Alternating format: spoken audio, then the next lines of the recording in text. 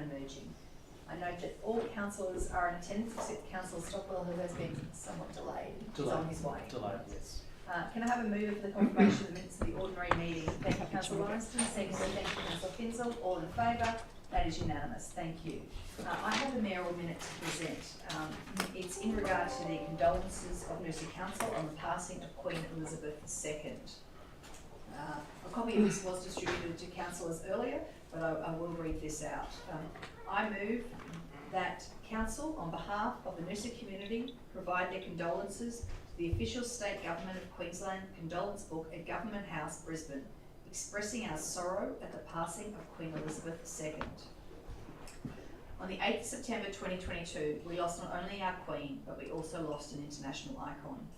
There are very few of us who will remember a time when Queen Elizabeth II was not our Queen. Indeed, everyone on this council has known only one Queen, one sovereign. It seems like she has always been there and always would be. Countless global leaders have come and gone, but Her Majesty has remained a constant. Indeed, Her Majesty presided over 15 Prime Ministers of the United Kingdom during her reign. In regard to her relationship with Australia, the Queen consulted with 16 Prime Ministers and 16 Governors-General served in her name. She was the patron of more than 20 Australian charities and associations. For 70 years, Queen Elizabeth II reigned as Australia's head of state, and during her reign visited Australia 16 times and saw more of this country than most Australians visiting every state and territory. During a 2002 visit to Australia, Her Majesty remarked, "For myself, I thank all Australians. I declare again that my admiration, affection and regard for the people of Australia will remain, as it has been, constant, sure and true, just as ours will always remain with Her Majesty. It is clear that Her Majesty has been a constant source of stability and steadfast leadership in an ever-changing world. While the Crown's role has evolved, Her Majesty's great strength and enduring compassion has ensured she remained a leader who is both respected and loved around the world. The lens in which she viewed world events was one couched in empathy, understanding and peace. On behalf of the residents of Noosa Shire, I would like to pass on our deepest condolences to her family and all impacted by the passing of Her Majesty. On her 21st birthday of April, on the 21st of April 1947, while still a princess, Queen Elizabeth II made a profound royal pledge. She said, "I declare before all of you that my whole life, whether it be long or short, shall be devoted to your service and the service of our great imperial family, to which we all belong." Indeed she did. Her service and her love of country and Commonwealth was beyond compare. May she rest in peace. Thank you. You need a second address? Would anyone else like to speak to the mayoral minute? Okay, I won't close. Put it to vote. All in favour? Unanimous. Thank you. Petitions. I have a petition to present. I move that the petition with 9 signatories submitted by residents of Noosa Waters, Noosaville, requesting council remove the melaleucas in the vicinity of the junction of Regatta Circuit and Starboard Avenue and replace with more appropriate trees, be received and referred to the Chief Executive Officer to determine appropriate action. Can I have a second? Thank you, Councillor Finsel. Mr. CEO. All in favour? Thank you. Welcome to the table, Councillor Stockwell. Thank you, Madam Mayor. There are no notified motions, there are no presentations and there are no deputations. That brings us to item 8 on page 4 of the agenda, which is the consideration of committee reports. First, we have the Audit and Risk Committee recommendations starting on page 4 of the agenda. Number 1, 2021-2022 draft financial statements and end of financial year update. 2, governance update. 3, risk management. 4, insurance update. 5, cyber security. 6, internal audit update. 7, effectiveness of the Audit and Risk Committee. 8, confidential, not for public release, fraud and corruption. I have a question, Madam Mayor. Yes. Just on item 7, effectiveness of the Audit and Risk Committee, is there anyone here who could give just a brief update to the council about the matters that were discussed in regard to the effectiveness of the Audit and Risk Committee. Oh, we have Deb here. Deb? Yeah. What that entails.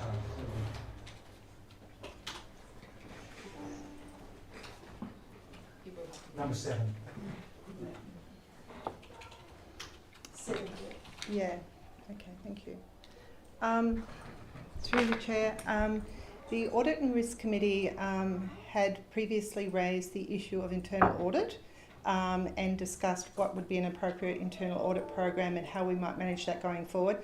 And what also got raised was the effectiveness of the Audit and Risk Committee, and that is looking at the makeup of the committee, the membership, their skills, experience, and what they bring to the table, and looking at our existing model and how we might improve that. So the chair of the committee does do a review of its effectiveness, and there is plans for the actual chair, the 2 external members, to present to councillors and provide an update on how the committee has gone and the future areas of focus for that committee. And that, I believe, has been booked in. I just can't tell you the dates, I'm sorry. There you go. There you go. So, yeah, it will be looking at the effectiveness of the committee going forward in the makeup. Deb, thank you very much for that response. I appreciate it's a question without notice, so thank you for. That's your okay. response. Did I adequately answer That's the all I need to know. at this Thank stage. you. Okay, thank you. Thank you, Deb. Right. Thanks, Ben. Yeah, I'll We'll move. move that one, Yeah. okay, and I'll second it. All in favour? Okay, and Excuse me, Mr. CEO. Just clarifying, I don't believe there's a need for council resolution on the item itself, on item 7. I think it was a resolution. whenever you deal with one Yeah, separately. it was only a question raised, Kath. Wasn't a resolution in regards to that. No, just clarify with the CEO. Through the chair, Councillor Juris, that is my view as well too. However, being new to the system here at Noosa, I did take advice. But my view would be is that it was just a question, it wasn't dealt with as a separate item overall. But look, for the council, you do have it before you on the floor right now. I see no issues that if it is dealt with in this manner, and then you can deal with it all. But yeah, my initial view is no, that you are correct. That's right. Thank you, CEO, because I was voting on the entire, the resolution as a whole, not on the item as an individual item, because I just saw no point, no reason. Okay, thank you. Well, we have a matter up for votes. We'll continue on. It makes no difference either way. So there's a matter before us. All in favour? It's redundant. Thank you. 8, confidential, not for public release. Fraud and corruption. 9, confidential, not for public release. Incoming CEO report. Can I have a mover and recommendation? Seconder. Thank you, Councillor. Thank you, Councillor Weekner is seconding. All in favour? Thank you. Next, that was unanimous, Kath. Next are the Planning and Environment Committee recommendations, and these start on page 6. Item 1 was referred to the General Committee. Item 2, MCU 21/0146, representations to a development permit for a material change of use, multiple dwellings, 90 dwellings at 28 EENIE Creek Road, Noosaville. Item 3 was referred to the General Committee. Item 4, transport and main roads, environmental offsets. Item 5, planning applications decided by delegated authority July 2022. I, Councillor Stewart, inform the meeting that I have a declarable conflict of interest in this matter in relation to the application by Alton Properties number 9 P/L/TTE, which is listed as item 18 in this report. I have a friendship with Lee and Rob McCready, who are associated with the applicant. As a result of my conflict of interest, I will now leave the meeting room while the matter is considered and voted on, and our Deputy Mayor will take the chair. Thank Thank you. you, Madam Mayor.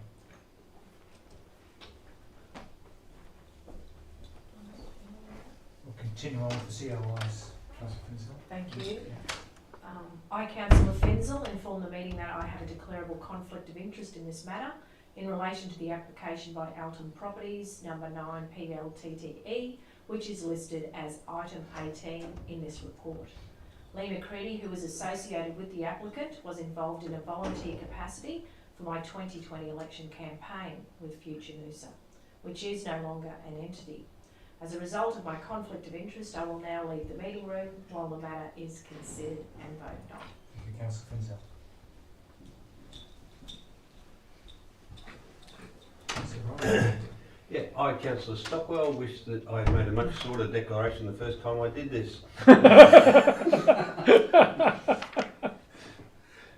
I wish to inform the meeting that I have a declarable conflict of interest in this matter in relation to the application by Alton Properties number 9 Proprietary Limited and PTE, which is listed as item 18 in the report. On the 24th of February 2020, I sought a review of the Independent Council Election Observer as to the public claims of the future Noosa team, of which Lee McCready was publicly identified as a campaign manager. Lee McCready is associated with the applicant. Although I have a declarable conflict of interest, I do not believe a reasonable person could have a perception of bias, because Council's consideration of this application is not to approve or reject it, it's only for noting of a decision that has already been made by staff. Therefore, I will choose to remain in the meeting room. However, I respect the decision of the meeting on whether I can remain to participate in the decision. Mr Chair, I'd like to move the Council know the declarable conflict of interest by Councillor Stockwell determines in the public interest that Councillor Stockwell participates and votes on this matter because Council believes that a reasonable person could not have a perception of bias because the ICEO review was an advisory service, not a statutory process. Councillor Stockwell's queries at the time were in the public interest and neither he nor Ms McCready stood to personally gain or lose from the advice, and therefore a reasonable person would trust that the final decision is made in the public interest. And I do this to be consistent with the process that we've had in the past on this matter. Can I have a seconder for that, please? Happy to Councillor second. Lawrenson. Anyone else wish to speak to the motion? Put the motion, those in favour. It's carried unanimously. Councillor Stockwell did not vote on the motion. Do you have someone who care to move the motion to it? So moved. Moved Councillor Juricevic, seconded Councillor Stockwell.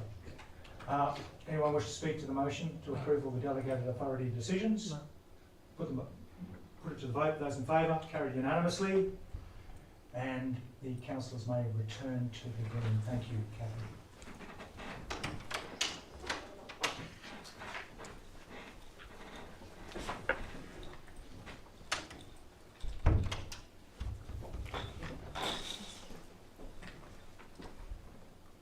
Thank you, Councillor You're Wood. welcome, Mayor. We are now up to page, sorry, report number 6 on page 7 of the Planning and Environment Committee recommendations, which is the polystyrene round table. Do I have a mover and seconder? Yep. Thank you, Councillor Kinsey, seconder. Thank you, Councillor Juricevic. All in favour? Unanimous, thank you. Next are the Services and Organisation Committee recommendations. There were no reports to the S&O this round, so I move that the report of the Services and Organisation Committee dated 6th of September 2022 be received, and note there were no reports for recommendation at this meeting. So seconded. Thank you, Councillor Juricevic. All in favour? Councillor Stockwell?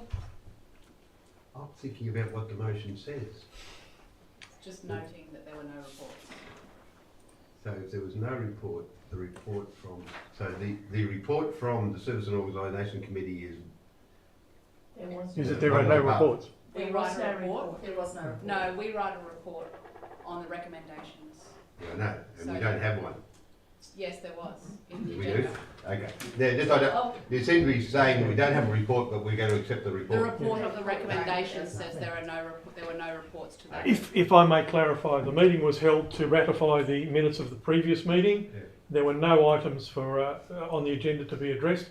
The meeting was closed. So we did have a meeting. There was a set of minutes to acknowledge the minutes of the previous meeting, and that's the end of this. And that's considered to be the report. That's the report. thank you, Councillor Juricevic, for that. Thank you. As clarification of the chair, appreciate that clarification. Thank you. All in favour? Councillor Stockwell, right, unanimous. Thank you very much.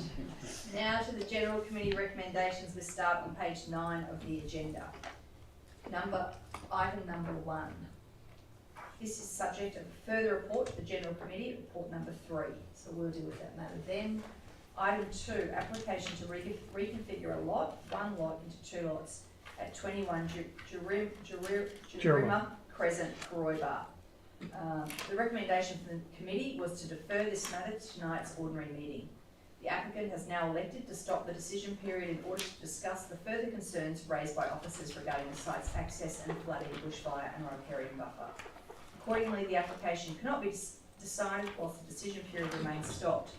So I will move that Council note the report by the Coordinator planning to the Planning and Environment Committee meeting dated 6th of September 2022 regarding application RAL 21/0035 for a development permit for reconfiguring a lot 1 into 2 lots situated at 21 JIRIMMA CRESCENT, COOROIBAH, and note the applicant has stopped the decision period pursuant to the Planning Act 2016 in order to discuss the issues raised in the report. I'll second that on 21 JIRIMMA Crescent. Thank you, councillor. So still separately? Yeah. Yeah, so all in favour? Thank you, that is unanimous. Item 3, further report MCU 22/0062, application for a material change of use for office at 2 Emerald Street, Croy. I would like to move that to the last item on the agenda because I don't believe it reflects the minutes of the meeting.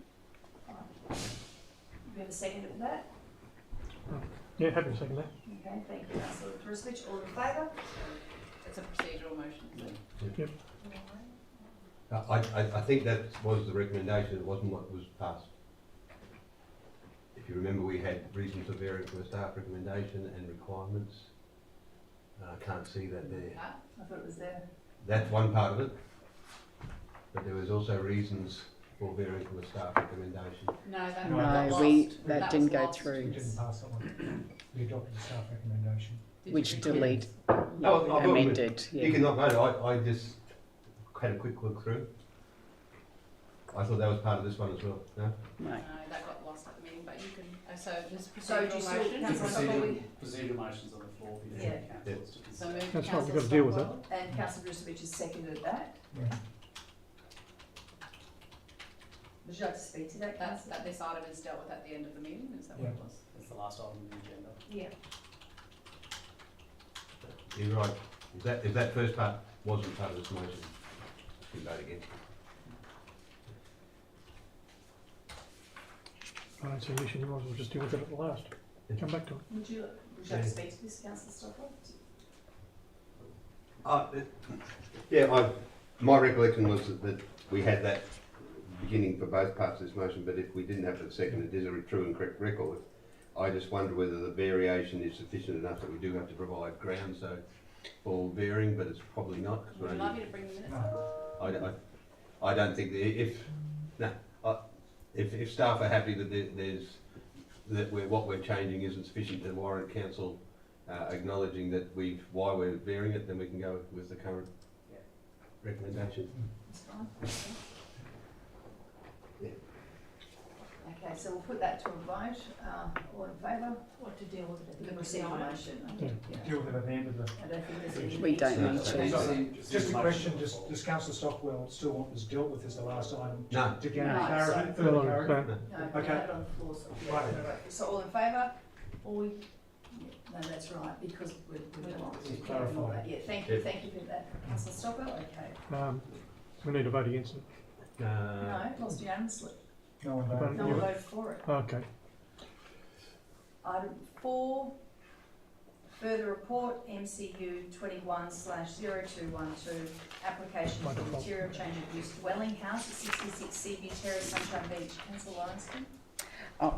I, Councillor Lawrenson, informed the meeting that I have a declarable conflict of interest in this matter as Deborah Reid, a submitter to the application, is a personal friend. Although I have a declarable conflict of interest, I do not believe a reasonable person could have a perception of bias because I believe I do not have a close personal relationship with Miss Reid.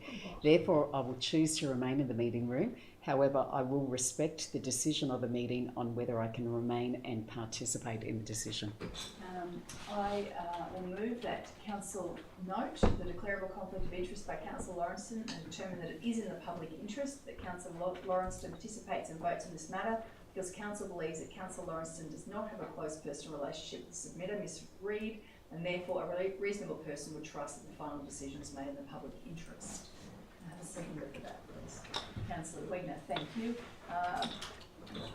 No need to speak to this. We spoke about it on Monday and it was covered very well then. Thank you.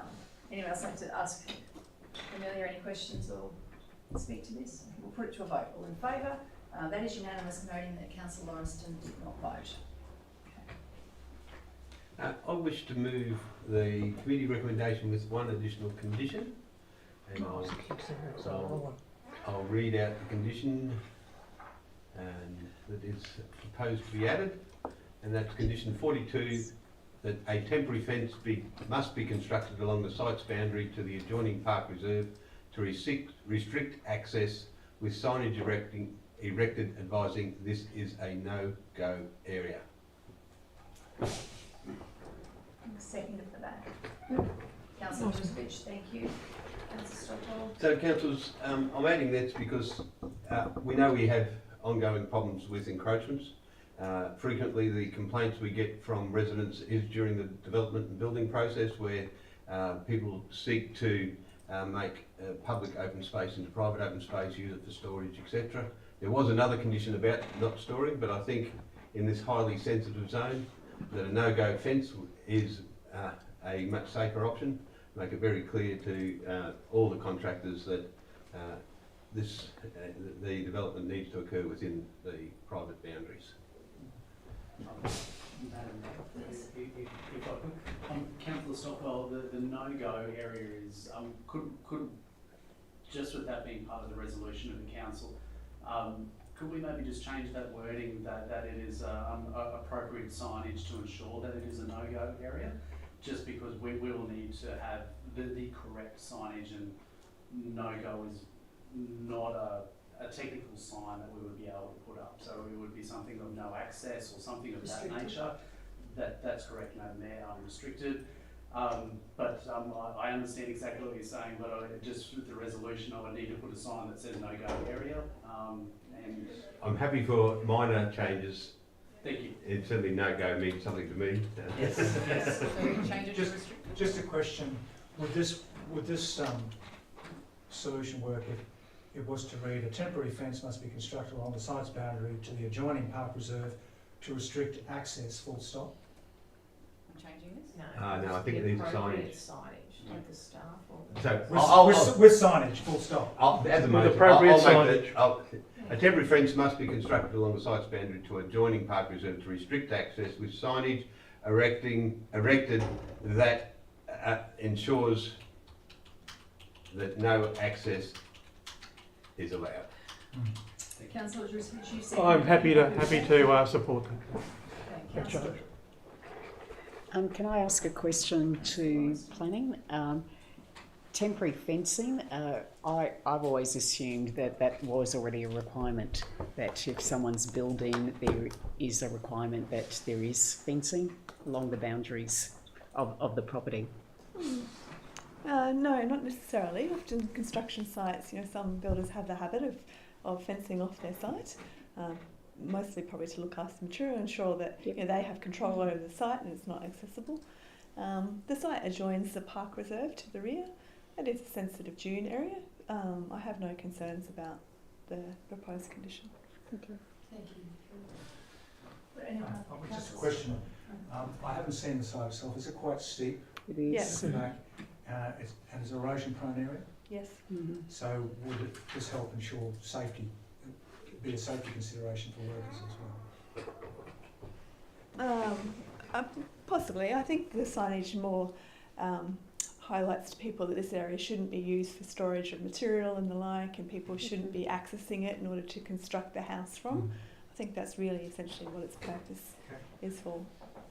Would it also be fair to say that it is a sensitive dural area and shouldn't be trampled on as well? Yes, there is some weed infestation in the area, so it's not pristine, but still it's reasonable that we protect it. So that's why I feel comfortable with the condition. Thank you. Councillor Whitman. So, Councillor Stockwell, really your concern is that the workers don't move and put their materials and things onto the reserve. Yeah, so I suppose in my experience, I used to put no-go requirements onto developments beside creeks, saying if you're building a road, you can't take the machinery, you can't walk there. And you'll see them on quite a lot of road projects where they'll have these no-go signs or something to the similar nature. And it just says to them, you don't use this to reverse your excavator in, that you don't go out there and store your equipment or your wood waiting for it to be used in the timber. It's a sensitive site to keep out, basically. Would anyone else like to speak to this motion? Amendment? Would you like to close, Councillor Stockwell? I think I just did. Thank you. Yeah, I think you may have. All right, we'll put it to a vote. All in favour? That is unanimous. No, it's not. I'm voting against.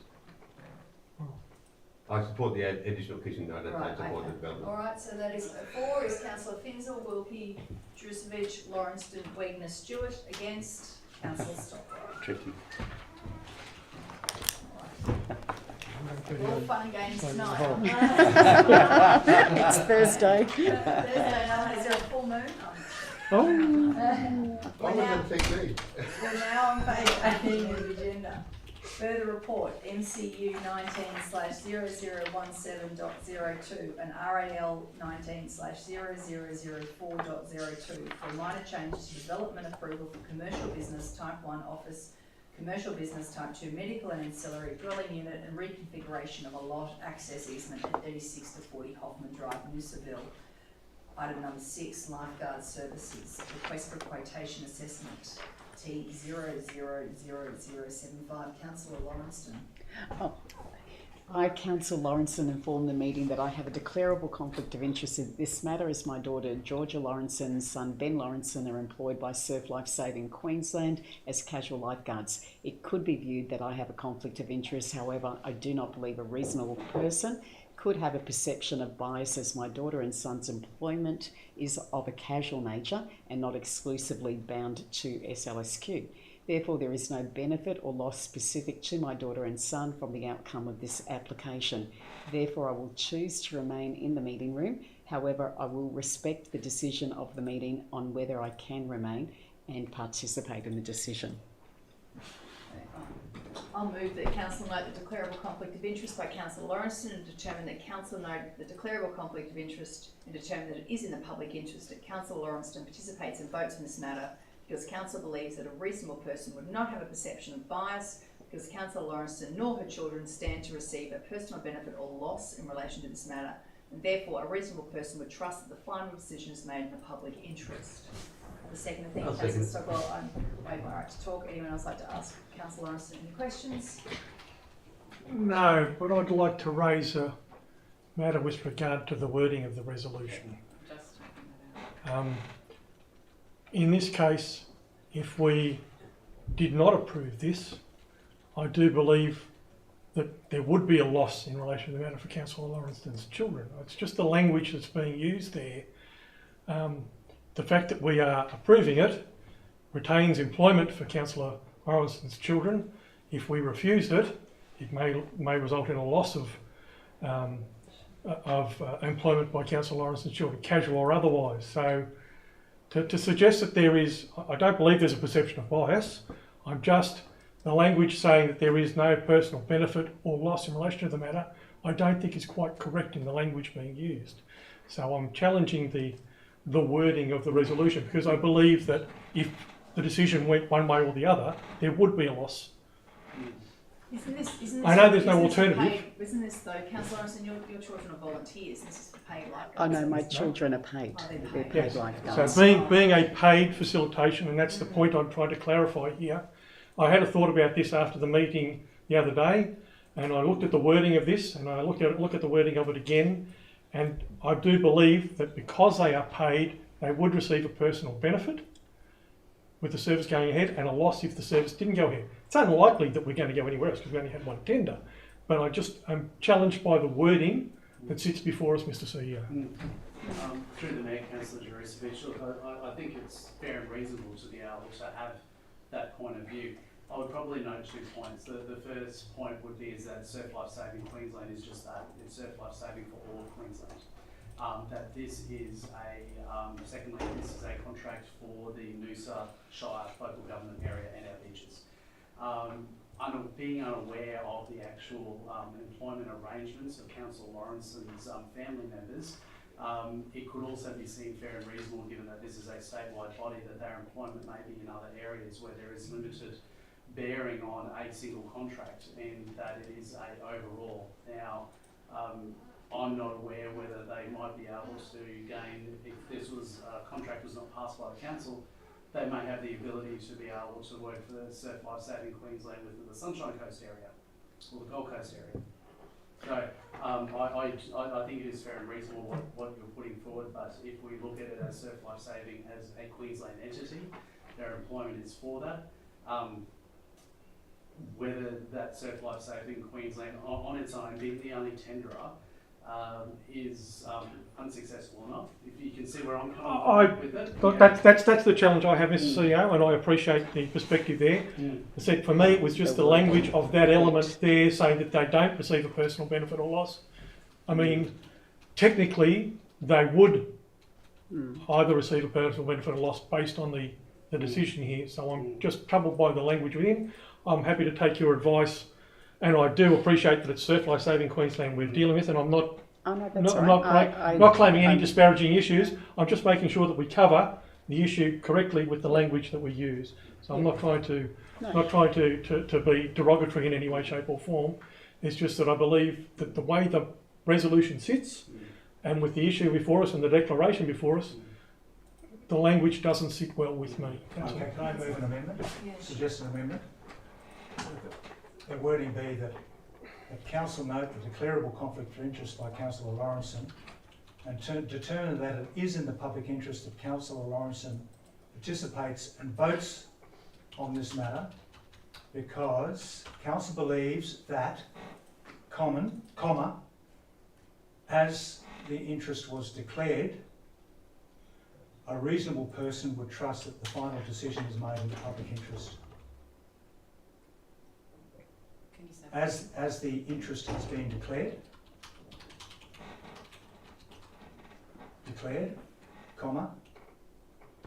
a reasonable person would trust that the final decision is made in the public interest. So get rid of the next two sentences. How far? Yeah, and Just- maintain that last clause. Yeah. A reasonable person would trust that the final decision is made in the public interest. Would trust. Yep. And I'd be happy to second that You amendment. can't, you seconded it. Did I? No, you don't. No, he did. I did. Sorry, yes, sorry, yes, seconded by Councillor Brisbane. Can I, sorry, just for purposes of clarity, my son hasn't started work, he's just finished his assessment. He can't start work till he's 18, he's only 17. He's only been given a tick. But my daughter actually works Gympie, down at Kawana, Maroochydore. So her employment isn't specific to the Noosa Shire Council. So the wording was actually, I thought, correct, but I'm happy with this adjustment. As, once again, I'm not perturbed by the I element. get I it. just I'm didn't think that the careful. wording sat quite correctly, and I think this is a much more agreeable I'm set of happy wording with that that. doesn't then reference. I think it could be misconstrued otherwise. That's I agree, yeah. Councillor, can we talk to speak to this? Oh, no, I think the comments around the table indicate that the essence of what I'm trying to capture here is that the important thing is that Councillor Lawrenson has declared it, and a reasonable person would trust that the final decision is made in the public interest. It's as simple as that. Thank you, Councillor Wilkie. Would anyone else like to speak to this amendment? All right, we'll put it to a vote. Those in favour? That is unanimous, noting that Councillor Lawrenson did not vote. Would someone like to move the recommendation? That's only the amendment, you haven't moved the actual council That resolution. becomes the motion. That becomes Yes, the motion. becomes the So motion. we need to Yes. vote again? Would someone like to move? No, we just need to vote on it again. No, okay, we'll put it to a vote. All in favour? Unanimous. I'll move the original motion. Sorry. I know, and I And noting get what you Councillor said. Yeah. Lawrenson did not vote. Councillor Wilkie moved the original motion. No, I will move You'll move the the resolution? resolution. Yep. I'll second it. Would you speak to it, Councillor? No, thank you. All in favour? That is unanimous. Councillor Oh, Lawrenson? excuse me, Yes, yep. all in favour? Unanimous. Thank you, Cav. Item 7, Enterprise Risk and Opportunity Management Policy. Item 8, Burgess Creek Coastal Erosion and Water Quality. Item 9, Financial Performance Report, August 2022. I'll move the Thank you, committee Councillor recommendation. Wilkie. Happy Thank you, to Councillor second. Lawrenson. All in favour? That is unanimous. We are now up to item 9, reports direct to the ordinary meeting on page 21. We have one report direct to this meeting. Appointment of Mayor Claire Stewart to Board of Brisbane 2032 Organising Committee for the Olympic Paralympic Games, OCOG. Mr. CEO Scott, can you give us a summary of this report, please? Madam Mayor, thank you for the opportunity to present the report to Council's ordinary meeting this evening. Councillors, this report before you is purely to receive and note correspondence received by the Premier that's formalising the Mayor's appointment to the Olympic Organising Committee for Brisbane 2032. a great appointment where the Mayor is not only representing the Noosa Shire, but all local government areas within the Council of Mayors for South East Queensland. Noting the appointment is through to 2026, and that's a standard appointment time frame that's been put forward by the Council of Mayors. I'm sure the Council will join me in congratulating and wishing our Mayor all the very best with the appointment to this really important role. Thank you. Thank you. Any questions? What were the selection criteria? We're on a roll tonight. Would anyone like to move the motion? Councillor Lawson, thank you. Councillor Wilkie, second. Either or. Yep. Lawson, Councillor Wilkie, second. Did you want to speak to this, Councillor Lawson? I want to just basically state this is a really huge deal, and if I was on the selection committee, I would also pick you, Claire. You're doing Noosa Shire a seriously great service.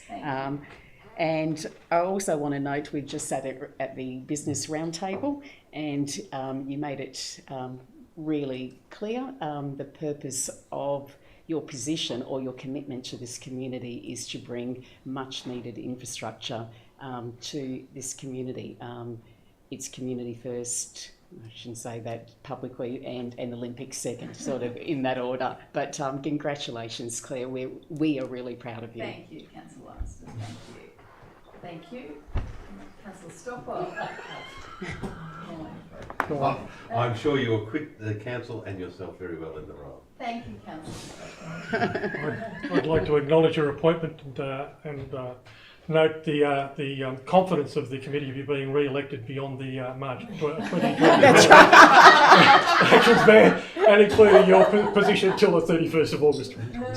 Thank you, Councillor, for your speech. Yeah. No, Madam Mayor, of course you will be a very effective advocate. Thank for you. Noosa. Thank you, Councillor. Yeah, congratulations, Claire, on getting this role. I know that it took a lot of courage to put yourself out there and step up to the plate, and we've come out ahead with you in that position. And of course, I'm passionate about the fact that you will advocate for the arts, culture and heritage, and how that is synonymous with the Olympics, even right back from when they first started. So we wish you all the best in the role, and I think you're the perfect person in that position. Thank you. Just a question, might be for the CEO. This afternoon we had at the business roundtable, there was discussion about Sunshine Coast Olympic Board. And there seems to be a labyrinth of committees and subcommittees and committees under that. How do all these committees work together to deliver the projects that we need for the Sunshine Coast, not only the Sunshine Coast, but specifically for Noosa? Yes. How do they talk to each other? Yeah. Madam Mayor and Councillor Wilkie, it's very, very interesting. And look, this time in 10 years, we'll be wrapping up the success of Brisbane 2032 and understanding what the future holds. There is a number of committees with different levels of government that have been put together. The overarching committee is the Olympic Organising Committee, represented by the 3 levels of government, key people from the industry sector and across the community that will take forward the organisation of the Olympics. I think a lot of these individual committees will be there to be able to advocate, but really noting that the OCOG will be the committee that takes this forward. That advocacy at all of the different levels, from the Gold Coast all the way through to the Sunshine Coast. I know other parts of Queensland and other local governments have got some advocacy in there. They'll be there to advocate, but the games are largely through the bidding process already set in stone. 3 separate hubs between Brisbane, the Gold Coast and the Sunshine Coast. These are regional games, the first ever Olympic Games that, while Brisbane is the centre, they are put out on a regional basis and very much focused on the improvement of transport and the community for our future as to what the Games will bring. But those advocacy groups, will be great to be able to see what they want to take forward and what they believe that the Games can deliver for them. And it'll be for the committee to work through the labyrinth of work that they have before them to get this off the ground, which will be athletes from all over the world, 8 million tickets over 16 days. It will be huge, and we have our mayor in the very early stages, front and centre of that organisation committee. It's great. Just another question. There's a lot of discussion about the opportunity delivering infrastructure projects, and that means the term infrastructure means a lot of different things to different people. Yes. Can you give us, based on the discussions had so far, what infrastructure means in a Noosa scale of things? Through the Mayor, Councillor Wilkie, the understanding of the briefings that the Mayor and I have both had coming into the Mayor's appointment is that this, and the bid is very much about transport infrastructure. Connectivity for South East Queensland first and foremost. In the Noosa context, that transport infrastructure won't necessarily travel or meet our area or our requirements at this point in time. And I believe our great legacy and our opportunity is to prepare for Paralympic Games, to be able to ensure that we have the highest standard of disability access. That would be a great legacy that this council could have. We then have upgraded sports facilities for training purposes. A lot, if not all, of the sports are already allocated to particular venues.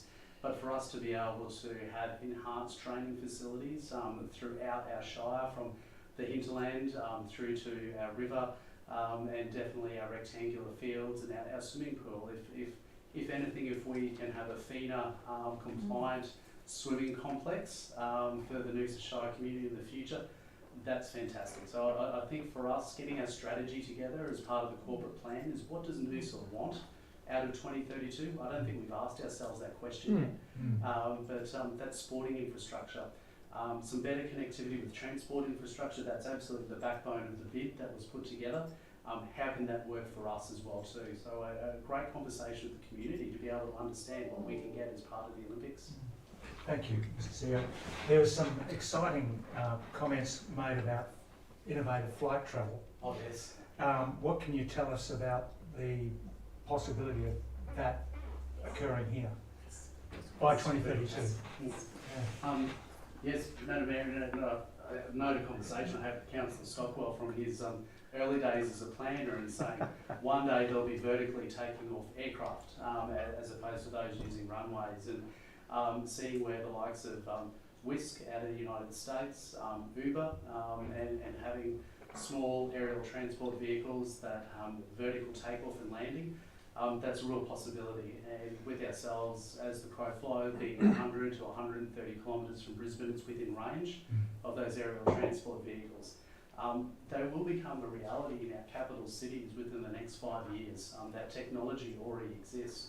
Our Council of Mayors for South East Queensland is very interested, and I know from my experience in Darwin, we were very much looking at that as well too, and how we had the ability from Darwin CBD to be able to take our visitors to the Kakadu area. So that could become a reality, but yeah, vertical takeoff and landing aircraft that have, hopefully, we would all hope it has a zero carbon footprint, zero emissions, but it is a far better way of transporting people around. But that technology exists, it's coming, and it will be interesting to see if that becomes part of the solution for Brisbane 2032. Are they autonomous vehicles? Yes, they are. No, your training licence won't get you good time. Yes. I think this is an enormous opportunity for Noosa. I'm very happy, and along with all of us, that you went for the position and achieved the position. And I love the way that it forces us to look 10 years ahead to the Olympics, and then 10 years beyond that as well. And I think it's a fantastic exercise for all of Noosa to really envision who we want to be, what we want to get out of this. The Olympics is a bonus, but it just gives us that real focus for where we want to be in a decade. Thank you. Thank you everyone for your very kind words. Really appreciate it. And I appreciate the support around the table and leading up to when I did decide to put my hand up. So it's not easy to put yourself out there, as we all know, but I'm certainly glad I did, because I think it will be really important for Noosa to have a voice at that table. So I'm excited to advocate, as I've been chosen to do with the Lord Mayor, on behalf of all of South East Queensland, but certainly being there on representing as the Mayor of Noosa, bringing uniqueness to that and bringing all those ideas back and how we can really improve the livability, the connectivity, the upgrades to our infrastructure, our sports facilities. I think that's a real bonus for us. So there's an opportunity there. So thank you. Thank you. Councillor Armstrong, would you like to close? No, thank you. All right, thank you. I'll put it to a vote. All in favour? Noting. Thank you. That's unanimous. Thank you. There are no confidential items. There are no submissions to public question time. The next ordinary meeting will be held on the 27th